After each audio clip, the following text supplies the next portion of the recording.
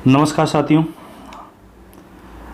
हमारे प्रमुख लोक देवता की क्लास सीरीज चल रही है। हमने पिछली क्लास में बात करी थी बाबा रामदेव और तेजाजी महाराज की बारे में बात की थी। उन पर बनने वाले तमाम सवालों पर हमने चर्चा की थी और कौन कौन से सवाल कैसे बन सकते हैं उन पर सभी सवालों पर हमने चर्चा की थी। और आज हम बात करेंगे लोक देवता पाबू जी पर और प्रमुख देवताओं पर बात करेंगे। और ये बहुत ही महत्वपूर्ण क्लास है और ये सवाल जो पूछे जाएंगे वो अति महत्वपूर्ण होंगे, क्योंकि हम संपूर्ण लोक देवताओं पर बनने वाले जो सवाल हैं उनका संपूर्ण साव आपके सामने प्रस्तुत कर रहे हैं। साथियों, इन क्लास को बहुत ही अच्छे तरह से समझने का प्रयास करना, क्योंकि जो हमारी वर्तमान प्रतियोगिता परीक्षा है उससे पर बनने वाले किस प्रकार से सवाल है उन पर भी हम चर्चा कर रहे हैं।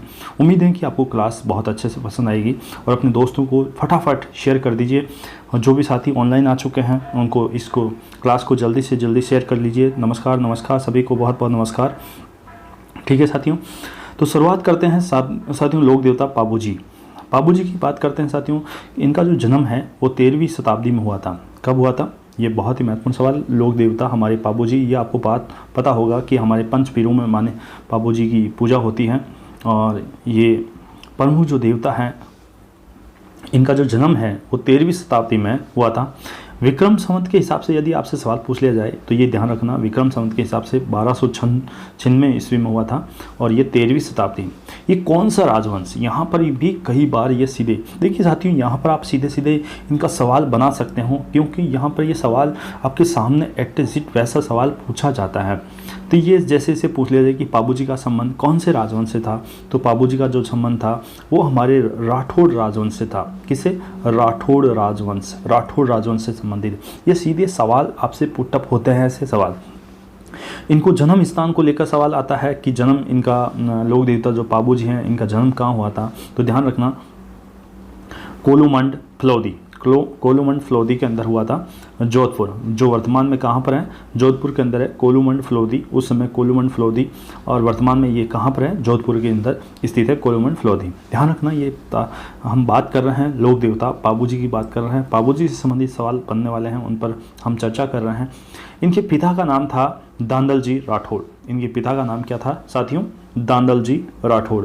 बहुत ही महत्वपूर्ण सवाल कि पाबू जी के पिता का नाम दांदल जी राठौड़ थे और इनकी जो माता थी, इनकी माता का नाम था कमला दे।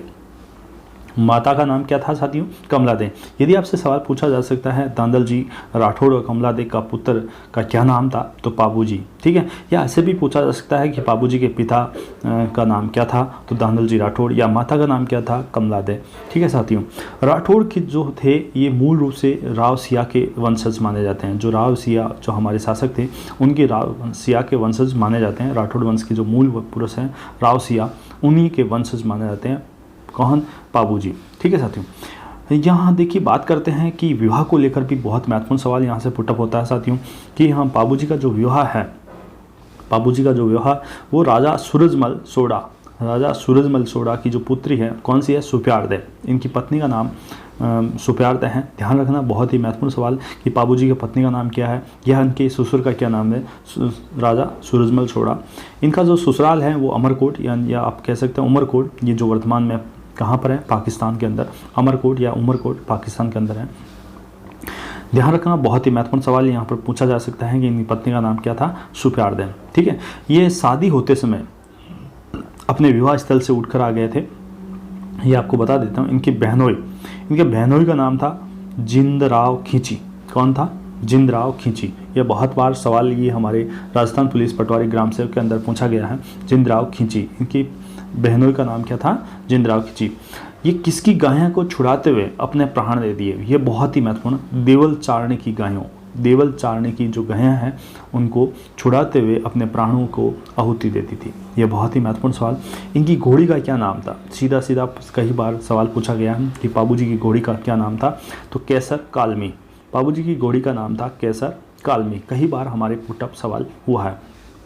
तो पाबू जी हमारे 5 पीरों में महत्वपूर्ण लोक देवता के रूप में, और घोड़ी का नाम था इनका केसर कालमी, और किसकी गायों को छुड़ाने गए थे? देवल चारने की। और ठीक है, जिंदराव इनके खींची, इनके बहनोई का नाम है।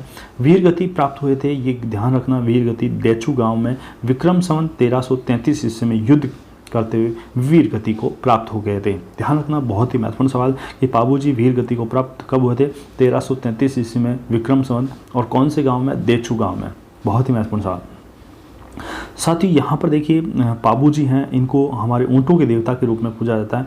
क्यों पूजा जाता है? कहा जाता है कि सर्वप्रथम मारवाड़ क्षेत्र में ऊँट लाने का जो श्रेय है वो हमारे पाबूजी को जाता है, इसलिए प्लेग रक्षक और ऊँटों के देवता के रूप में पाबूजी को विशेष मान्यता रही है। इनकी पूजा अर्चना की जाती है। ऊँटों के और प्लेग रक्षक देवता के रूप में इनकी पूजा, प्लेग रक्षक और ऊँट देवता के रूप में भी इनकी पूजा हो जाती है। जो हमारी रेवाड़ी जाति है वो इनके आराध्य देव के रूप में मानती है। गो रक्षक देवता के रूप में भी पूजा की जाती है, क्योंकि इन्होंने गायों की रक्षा करते हुए अपने प्राणों की आहुति दे दी थी। इस वजह से गो रक्षक देवता के रूप में भी पूजा की जाती है। मारवाड़ में सर्वप्रथम ऊँट लाने का जो श्रेय है वो पाबूजी को जाता है। कई बार ये सवाल पुटअप होता है कि ऐसे कौन से लोक देवता हैं जो मारवाड़ क्षेत्र में ऊँट लेकर आए थे, तो वो थे पाबूजी। ठीक है साथियों, इनको लक्ष्मण का अवतार भी कहा जाता है। साथियों ध्यान रखना, ये कई बार सवाल पूछा गया, जैसे हमारे कृष्ण का अवतार किसको माना जाता है? रामदेव जी को माना जाता है। उसी प्रकार लक्ष्मण का जो अवतार है वो हमारे पाबूजी को माना जाता है। ये सवाल कई बार हमारे पूछा जाता है। ऊँटों की जो पालक है रायका, या अपन कह सकते हैं रेबारी जाति है, ये बहुत ही इनको आराध्य देव मानती है। क्या मानती है? ऊँटों की जो पालक जाति है कौन सी? रायका और रेबारी। हमारी पश्चिमी राजस्थान में सबसे ज़्यादा ऊँट पाए जाते हैं, और उन्हीं ऊँट पालने वाली जो जाति है रायका और रेबारी जाति, इन्हें अपना आराध्य देव मानती है। ठीक है साथियों, जो हमारे बाबूजी हैं उनके जो 5 साथी थे, बहुत ही महत्वपूर्ण। ध्यान रखना, ये सवाल आपसे पूछा जा सकता है, या इनका ऐसा पूछा जा सकता है कि इनका संबंध किस लोक देवता से हैं, ये भी सवाल आपसे पूछा जा सकता है। ध्यान रखना, इनके 5 जो साथी हैं, चांदोजी, सलजी सोलंकी, डेमाजी, हरमल जी और रायका या सावंत जी, ये प्रमुख 5 साथी हैं जो इनके मित्र कह सकते हो या इनके ये साथीगण कह सकते हो। ठीक है साथियों, ये सवाल ऐसे पुटअप हो सकता है, मैंने आपको बताया है कि ये सवाल दे दिया गया है, इनका संबंध किससे है, किस लोक देवता से हैं, जैसे चांदोजी, सलजी, सोलंकी, डेमाजी, हरमल जी, रायका या सावंत जी, इनका संबंध कहाँ है। साथियों, जो पाबूजी हैं इनका प्रमुख जो मंदिर हैं वो कोलूमंड फ्लोदी राजसमंद के अंदर है। बहुत ही महत्वपूर्ण सवाल यहाँ से कभी आपका यदि जोधपुर में आवागमन हो या भ्रमण पर हो तो आप जरूर इसे कोलूमंड राजसमंद के अंदर कोलूमंड फ्लोदी के अंदर आपका इसमें यहाँ पर पाबूजी के मंदिर का दर्शनीय स्थल है। बहुत ही महत्वपूर्ण दर्शनीय स्थल है। यहाँ पर आप आराम से दर्शन कर सकते हैं पाबूजी के मंदिर का। और पाबूजी के जो रक्षक या सहयोगी थे वो चांदा, डेमा और हरमल। ये बहुत ही महत्वपूर्ण सवाल कई बार हमारे एग्ज़ाम में पूछा गया है और आने की पूरी संभावना है। ठीक है साथियों, तो पाबूजी के रक्षक थे, रक्षक या सहयोगी। साथियों, बहुत ही सभी को बहुत बहुत नमस्कार। एक बार अपने सभी साथियों को ये लिंक शेयर कर दीजिए फटाफट। मैं देख रहा हूँ, बहुत अच्छी बात है साथियों, आपने फटाफट अपने मित्रों को ये लिंक शेयर कर दिए सभी, और इस क्लास को फटाफट लाइक और शेयर कर दीजिए। आपका इसी प्रकार की लाइक और शेयर करने से आपके ज़्यादा से ज़्यादा लोगों को ये हमारी हौसला अफजाई है, आपके लिए बेहतरीन से बेहतरीन क्लास लेकर आ रहे हैं। उम्मीद है कि आपको ये क्लास बहुत अच्छे से पसंद आएगी, और आप कमेंट करके बताइए ये आपको क्लास कैसे लग रही है फटाफट। साथियों, ये जो पाबू प्रकाश हैं ये हमारे आशा मोड़ जी द्वारा लिखित है। ध्यान रखना, पाबू प्रकाश किसके द्वारा रचित है? आशा मोड़ जी। ये बहुत बार हमारे कंपटीशन एग्जाम में सवाल पूछा गया है कि पाबू प्रकाश का संबंध या पाबू जी के ऊपर लिखी गई है, प्रमुख ग्रंथ है, और किसने लिखी थी? आशा मोड़ जी द्वारा लिखी गई थी। साथियों, यहाँ पर देखिए नायक जाति के जो भोपे हैं उनके द्वारा रावण हत्या वाद्य के साथ पाबूजी की फड़ बाँची जाती है। बहुत महत्वपूर्ण सवाल है, यहाँ पर ध्यान देना योग्य है साथियों। एक बार पूरे के पूरे कोई भी अपनी कमेंट बॉक्स में कमेंट में ध्यान देकर यहाँ पर देखिए साथियों। पहले सबसे महत्वपूर्ण सवाल है, चैट बॉक्स में ध्यान न देकर यहाँ पर देखिए, महत्वपूर्ण सवाल यहाँ पर बन सकता है। जो ज़्यादातर हमारे साथियों से सवाल गलत होता है, बहुत बार कन्फ्यूजन परिस्थिति में रहती है। ध्यान रखना कि यहाँ पर देखिए जो नायक जाति है, कौन सी जाति है? नायक जाति है। उसके द्वारा नायक जाति के जो भोपे हैं वो कौन से वाद्य यंत्र का प्रयोग करते हैं? रावण हत्या वाद्य यंत्र का प्रयोग करते हैं, और वो पाबूजी की फड़ बाँधते हैं। बहुत ही महत्वपूर्ण, रावण हत्या वाद्य का यंत्र का प्रयोग करते हैं, और नायक जाति के कौन है? भोपे हैं, और क्या बाँधते हैं? पाबूजी की फड़ बाँधते हैं। ये बहुत महत्वपूर्ण सवाल यहाँ से पुटअप होता है। उसके बाद बात करते हैं साथियों, यहाँ पर देखिए एक बहुत महत्वपूर्ण सवाल कि यहाँ पर हमारे जो पाबूजी की यशा गाता है वो थोरी जाति के लोग आते हैं। कौन सी जाति के? थोरी जाति के लोग आते हैं। कौन सा वाद्य यंत्र का प्रयोग करते हैं? सारंगी वाद्य यंत्र का प्रयोग करते हैं। बहुत ही महत्वपूर्ण सवाल, ध्यान रखना, सारंगी वाद्य यंत्र का प्रयोग करते हैं। और इनका जो चिन्ह है साथियों वो है भाला। इनका जो पाबूजी का जो हमारी जगह जगह चबूतरे बने हुए हैं और उस चबूतरे पर भाला होता है, जिस पर जैसे मान लीजिए कि किसी भी प्रकार की बीमारी होती है तो वो भाला घुमाया जाता है वहाँ पर, उससे ठीक हो जाता है व्यक्ति। ठीक है। साथ ही इनका जो मेला है वो प्रतिवर्ष चैत्र अमावस्या को लगता है। चैत्र अमावस्या को, प्रतिवर्ष चैत्र अमावस्या को इनका मेला लगता है। साथियों एक बहुत महत्वपूर्ण यहाँ पर फिर एक बार वापस ध्यान देने की योग्य बात है कि यहाँ पर जो कन्फ्यूजन वाली स्थिति है, एक ध्यान दीजिए कि देखिए यहाँ पर जो नायक या रेबारी जाति, नायक और रेबारी जाति द्वारा पाबूजी के पावड़े होते हैं। पाबूजी के पावड़े, देखिए वहाँ पर थी फड़, यहाँ पर पाबूजी के पावड़े हैं वो माठ वाद्य यंत्र से, और वहाँ पर वाद्य कौन सा था? रावण हत्ता वाद्य यंत्र। बहुत ही महत्वपूर्ण सवाल। देखिए यहाँ नायक जाति पोपुओं के द्वारा रावण हत्ता वाद्य यंत्र के साथ पाबूजी की फड़ बांची जाती हैं, और यहाँ पर नायक या रेबारी जाति के पाबूजी के पावड़े बांचे जाते हैं जो माठ वाद्य यंत्र का प्रयोग करते हैं। ये सवाल सबसे ज़्यादा बार कन्फ्यूजन होता है, ध्यान रखना साथियों, इस पर बहुत विशेष फोकस रखना। उम्मीद है कि आप इस चैट बॉक्स में ध्यान नहीं देकर यहाँ पर आप ध्यान दे रहे हैं। उम्मीद है आपको क्लास ये बहुत अच्छे से पसंद आ रही है। ठीक है साथियों, अब बात करते हैं साथियों पाबूजी के ऊपर जो जीवन पर लिखे गए प्रमुख जो ग्रंथ हैं वो कौन कौन से हैं। देखिए यहाँ पर सीधे सवाल पूछे जाते हैं कई बार कि पाबूजी के प्रमुख जो जीवन पर लिखे गए हैं, पाबूजीरा रूपक, पाबूजीरा रूपक, पाबूजी के पावड़े, पाबूजी के पावड़े, ये पाबूजी के जीवन पर लिखे गए प्रमुख ग्रंथ हैं। ठीक है साथियों, पाबूजीरा छंद, पाबूजीरा छंद, पाबूजीरा छंद, पाबूजीरी बातें, पाबूजी के गीत, पाबूजी के दोहे, पाबूजीरा कवित, पाबूजी की लोकगाथा, पाबू धनीरा बचपन। अब ध्यान रखना ये इसमें सभी में ध्यान देने योग्य बात है कि देखिए सभी में पाबूजी का नाम आ रहा है। क्या नाम आ रहा है? सभी में पाबूजी का नाम आ रहा है। तो ये इसका पाबूजी का नाम आ रहा है तो इसका मतलब ये सीधे सीधे सभी पाबूजी के भी हैं। अब बात करते हैं थोरी जाति द्वारा पाबूजी की यशोगाथा गाई जाती है। बहुत ही महत्वपूर्ण, ध्यान रखना, थोरी जाति द्वारा ही पाबूजी की यशोगाथा गाई जाती है। ठीक है साथियों, यशोगाथा गाई जाती है। तो ये वो हम बात करी थी पाबूजी को लेकर, बहुत ही महत्वपूर्ण सवाल जो बने थे उन पर हमने चर्चा करी। अब हमारे अगले जो लोक देवता हैं वो है हमारे हड़बूजी।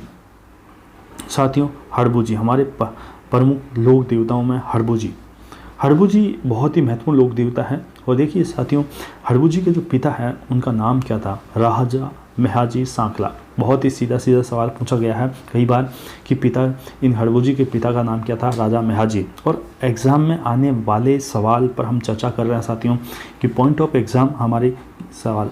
ठीक है, हड़बूजी के पिता का नाम था मेहाजी सांकला। ध्यान रखना, देखिए यहाँ पर राजवंश भी पूछा जा सकता है कि इनका राजवंश कौन सा था या वंश कौन सा था। ठीक है, वंश कौन सा था? तो सांकला राजवंश से हड़बूजी का था संबंध था। किस शासक के समकालीन थे? ये कहा जाता है कि जो हड़बूजी है वो मारवाड़ के राव जोधा, मारवाड़ का जो शासक हैं कौन? राव जोधा है, उनके समकालीन माने जाते हैं। राव जोधा के समकालीन माने जाते हैं। इनका जो जन्म है जंदोम, ये बुंडोल नामक स्थान है। बुंडोल कहाँ पर है? नागौर में। ये बहुत ही महत्वपूर्ण सवाल है, कहाँ पर? बुंडोल कहाँ पर है? नागौर में। साथियों कई बार यह सवाल ऐसे पूछ लिया जाता है कि बुंडोल नागौर का संबंध कौन से लोक देवता से है? हड़बूजी, रामदेव जी, गोगा जी, तेजा जी, पाबू जी, ऐसे भी सवाल आपसे पूछे जा सकते हैं। तो आप इस सवालों का प्रत्युत्तर देते समय ध्यान दें और इस सवाल को मैं अपने ऑब्जेक्टिव टाइप सवाल को प्रत्युत्तर देते समय कम से कम उसको 2 बार अवश्य पढ़ें। 2 बार अवश्य पढ़ने से आपकी गलती होने की संभावना कम रह जाती है। अब साथियों बात करते हैं कि जो हड़बूजी हैं उन हड़बूजी के जो आपको पता है गुरु को लेकर सवाल पूछा जाता है कि हड़बूजी के जो गुरु हैं उनका क्या नाम था? ये आपको योगी बालीनाथ। आप मुझे कमेंट बॉक्स में कमेंट करके ज़रूर बताइए कि योगी बालीनाथ और किसके लोक देवता के गुरु थे।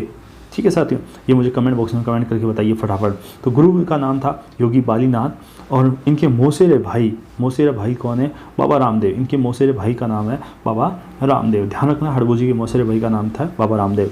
इनकी मुख्य पूजा स्थल है वो बेंगटी फलोदी। कहाँ पर है? बेंगटी फलोदी, जो वर्तमान में कहाँ पर है? जोधपुर राजस्थान के अंदर। ठीक है साथियों, बेंगटी फलोदी के अंदर हड़बूजी कहता है। और इनके प्रमुख पुजारी हैं वो सांकला राजपूत हैं। ध्यान रखना साथियों, इनके जो प्रमुख पुजारी हैं वो कौन सी जाति के हैं? सांकला राजपूत हैं वो पुजारी।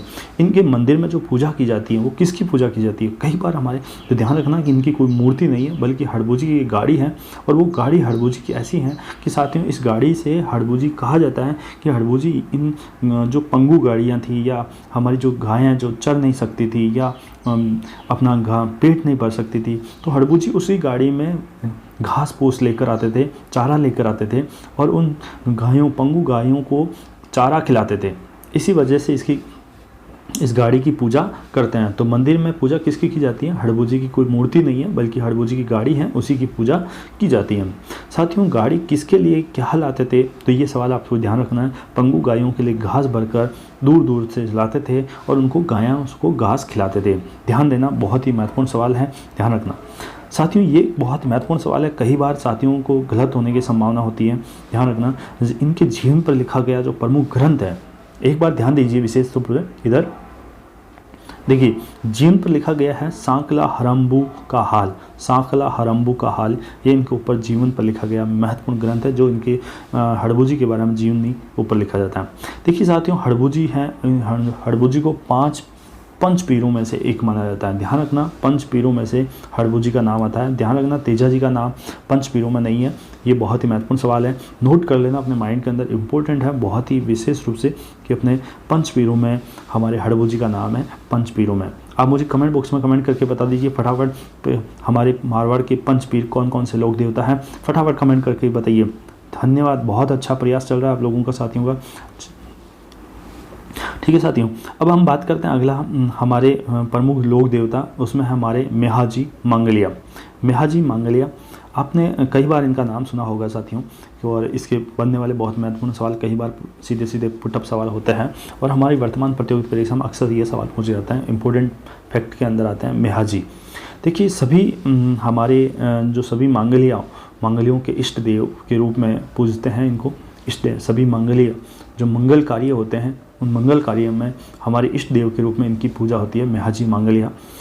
किस युद्ध में करते हुए वीर गति को प्राप्त हो गए थे? ये बहुत ही महत्वपूर्ण सवाल। जैसलमेर के राव रांगदेव भाटी के साथ, जैसलमेर के रांगदेव भाटी के साथ युद्ध करते हुए मेहाजी मांगलिया वीर गति को प्राप्त हो गए थे। इनको भी पंच पीरों में नाम में पूजे 5 लोक देवताओं में माना जाता है। अभी तक जिस साथी ने यदि कमेंट बॉक्स में कमेंट करके नहीं दिया है तो वो देख लें कि यदि आपको नहीं आता है तो ये 5 पीर कौन कौन से? मेहाजी मांगलिया यानी पाबूजी, यानी मेहाजी, पाबूजी, हड़बूजी, रामदेव जी और गोगा जी। ठीक है, 1 2 3 और 4 और ये 5, ये हमारे 5 पंच पीरों में माने जाते हैं। ध्यान रखना, मेहाजी, पाबूजी, हड़बूजी, रामदेव जी, गोगा जी। यहाँ पर देखिए तेजाजी नहीं है, ध्यान रखना। बहुत बार ये सवाल कई विद्यार्थी इसको सवाल को गलत कर बैठते हैं, तेजाजी यहाँ पर पंच पीरों में नहीं है साथियों। यहाँ पर बात करते हैं कि जो मेहाजी थे उन्होंने अपना पूरा का पूरा जीवन न्यौछावर कर दिया था। किसके लिए? पूरा का पूरा जीवन, अपना संपूर्ण जीवन का उद्देश्य बिताया था उन्होंने धर्म की रक्षा करने और मर्यादाओं का पालन करने के लिए अपना जीवन का न्यौछावर कर दिया था। ठीक है, धर्म की रक्षा करने के लिए, धर्म की रक्षा करने और मर्यादाओं का पालन करने में अपना संपूर्ण जीवन बिता दिया था। बहुत ही महत्वपूर्ण सवाल। अभी तक आपने साथियों जो भी हमारी क्लास में अभी लाइव चल रहे हैं, अभी एक बार अभी तक जिसने कमेंट लाइक नहीं किया तो लाइक कर दीजिए और कमेंट बॉक्स में जाकर कमेंट ज़रूर करना है। अपने दोस्तों को शेयर कीजिए जल्दी से जल्दी। ये क्लास बहुत ही महत्वपूर्ण है क्योंकि वर्तमान प्रतियोगिता हो सकता है आपका एक शेयर किसी की ज़िंदगी को बदल सकता है, किसी के लिए लाभदायक हो सकता है, तो जल्दी से शेयर कर दीजिए। अब साथियों बात करते हैं किस शास्त्र के अच्छे जानकार हैं। ये हड़बूज जो हमारे मेहाजी थे ये किस शास्त्र के बहुत ही अच्छे जानकार थे? तो ध्यान रखना, शकुन शास्त्र के बहुत अच्छे जानकार थे। किस शास्त्र के अच्छे जानकार थे? शकुन शास्त्र के बहुत अच्छे जानकार थे। मेहाजी अष्टमी कब मनाते हैं? भाद्रपद माह की कृष्ण जन्माष्टमी को मांगलिया राजपूत, भाद्रपद माह की कृष्ण जन्माष्टमी को मांगलिया राजपूत मेहाजी अष्टमी कब मनाते हैं? ध्यान रखना, कई बार यह सवाल हमारे एग्जाम में पूछा जा चुका है कि मेहाजी अष्टमी कब मनाते हैं? भाद्रपद माह की कृष्ण जन्माष्टमी को मांगलिया राजपूत के द्वारा मनाया जाता है। इनके जो प्रिय घोड़े था, इनका प्रिय घोड़ा का नाम क्या था? किरण काबरा। कई बार साथियों ये सवाल पूछा गया कि जैसे किरण काबरा का संबंध कौन से लोक देवता से था? तो ध्यान रखना, मेहाजी मांगलिया का किरण काबरा के घोड़े से संबंध था। किरण काबरा ठीक है। कौन से दुर्ग पर इन्होंने कब्जा किया था? मंडोर। मंडोर जो वर्तमान में हमारे बात करते हैं जोधपुर में है, इस पर इन्होंने कब्जा किया था। कौन से दुर्ग पर कब्जा किया था? मंडोर दुर्ग पर इन्होंने, क्योंकि एक शासक की महत्वपूर्ण भूमिका में थे। उस समय समकालीन शासक कौन था? तो ये भी बहुत महत्वपूर्ण सवाल है। उस समय समकालीन शासक कौन था? तो राठौड़ वंश का जो शासक था राव चुंडा, ये उनके समकालीन शासक था। ये बहुत ही महत्वपूर्ण सवाल यहाँ से पुटअप हो सकता है। तो उम्मीद है साथियों, आज हमने बात करी थी 3 प्रमुख लोक देवता, जिसमें हमने बात करी थी हड़बू जी, और इसके अलावा पाबू जी, और इसके अलावा मेहा जी। ये प्रमुख जो लोक देवता हैं, इन पर हमने बात करी थी। ठीक है साथियों, उम्मीद है कि आपको ये क्लास बहुत अच्छे से पसंद आई होगी। इन पर बनने वाले तमाम सवालों पर हमने चर्चा की कि देखिए लोक देवताओं पर लेकर जितने भी जो सवाल बन सकते हैं उनको हमने इसी क्लास के अंदर समेटने का प्रयास किया है।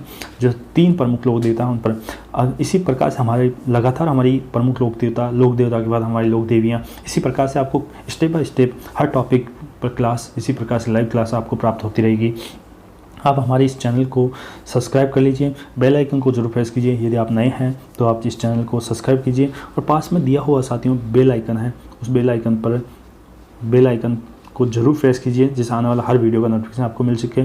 और अपने दोस्तों और साथियों को शेयर कीजिए। हो सकता है कि शेयर आप किसी व्यक्ति की ज़िंदगी बनाने में आपका महत्वपूर्ण योगदान हो सकता है, प्रत्यक्ष या अप्रत्यक्ष रूप से आपको योगदान दे सकता है। जय हिंद। उम्मीद है आप कमेंट बॉक्स में ज़रूर कमेंट करके बताना है कि आपकी क्लास कैसी लगी। जय हिंद, जय भारत।